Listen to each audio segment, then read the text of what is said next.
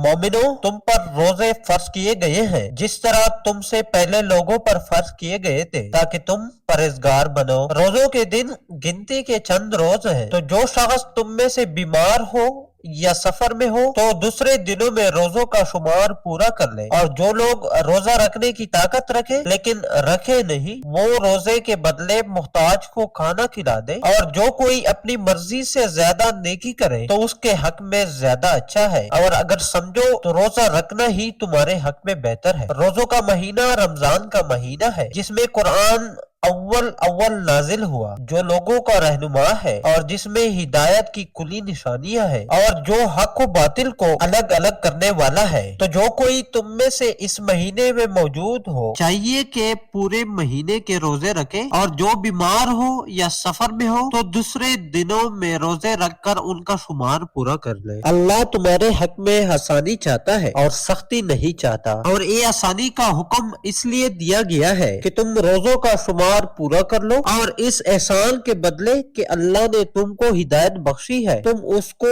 बुजुर्गी से याद करो और उसका शुक्र करो। और ऐ पैगंबर, जब तुमसे मेरे बंदे मेरे बारे में दरियाफ्त करें तो उन्हें मालूम हो कि मैं तो तुम्हारे पास ही हूँ। जब कोई पुकारने वाला मुझे पुकारता है तो मैं उसकी दुआ कबूल करता हूँ। तो उनको चाहिए कि मेरे हुक्मों को माने और मुझ पर ईमान रखे ताकि नेक रास्ता पाए। रोजों की रातों में तुम्हारे लिए अपनी औरतों के पास जाना जायज कर दिया गया है। वो तुम्हारी पोशाक है और तुम उनकी पोशाक हो। अल्लाह को मालूम है कि तुम उनके पास जाने से अपने हक में खयानत करते थे, सो उसने तुम पर मेहरबानी की और तुम्हारी हरकत से दरगुजर फरमाई। तो अब तुमको इख्तियार है कि उनसे मुबाशरत करो, और अल्लाह ने जो चीज तुम्हारे लिए लिख रखी है यानी औलाद, उसको अल्लाह से तलब करो और खाओ और पियो यहाँ तक कि सुबह की सफेद धारी रात की सियाह धारी से अलग नजर आने लगे। फिर रोजा रखकर रात तक